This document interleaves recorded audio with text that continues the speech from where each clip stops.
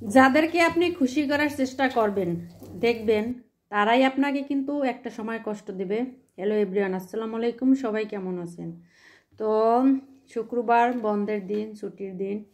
তো সকাল সকাল ঘুম থেকে উঠতে একটু আলসেমি লাগে। তো যেহেতু স্বামী একটু লেট করে উঠছে, তাই আমি এই ফাঁকে তার জন্য একটা নাস্তা তৈরি করলাম।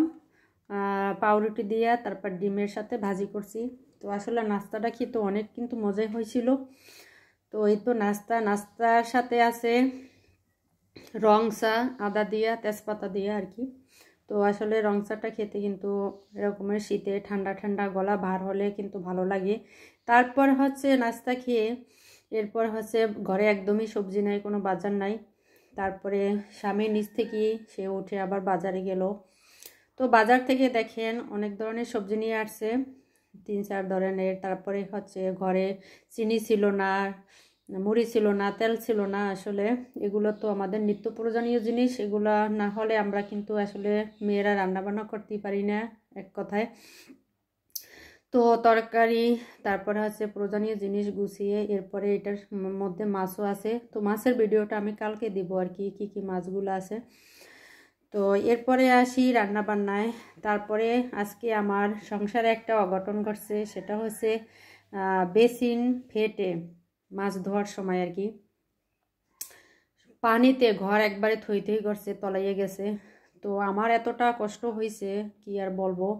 ওগুলা গুছানো, এদিকে মাছ কাটাকাটি, তারপরে সব গুছানো, একলা মানুষ। আমার একবারই আজকে গোসল খাওয়া দাওয়া করতে খুবই দেরি হয়ে গেছে, লেট হয়েছে।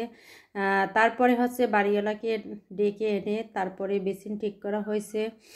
তো এত পরিমাণে পানি ছাড়ি দেখি থাকে না, পানি পড়লে একবারে ঘর দুয়ার ভেসে যাচ্ছে, এরকমের অবস্থা। তারপরে ওগুলা ধোয়া পরিষ্কার করা, তারপরে আমি আবার ডিটারজেন্ট দিয়ে ঘর দুয়ার মুছছি, এরকমের অবস্থা আমার একবারে খুবই নাজেহাল হয়ে গেছে। এরপরে তো আমার স্বামীর পছন্দের একটা মাছ, এটাকে বলে কোরাল মাছ আর কি।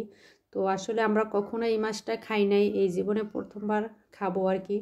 তো সে কারণে আমি মাছের মাথা একটু বড় বড় রেখেছি। তো দুজনে আসলে মজা করে খেয়েছি, কিন্তু বোনা করেছি তেলে ভেজে। তারপরে হচ্ছে আমি একটু সবজি রান্না করব চিংড়ি মাছ দিয়ে। এখানে হচ্ছে পাতাকপি আর সাথে ছিল হচ্ছে সিম। তো এই দুটো মিলেই আর কি একসাথে ভাজি করা হয়েছিল। তো ভাজিটাও মজা হয়েছিল খেতে কিন্তু।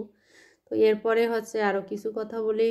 তো আমার ভাসুরে তো মারা গেছেন, সবাই জানেন আর কি, যে ভিডিও দেখছেন তারা। তো তার 2টা ছেলে মেয়ে এত পরিমাণে মনে করেন বাড়িতে খুবই মানে বাবার সাথে কথা বলবে, ছোটো মার সাথে কথা বলবে। তো আমাদেরকে তারা খুব মিস করে আর কি।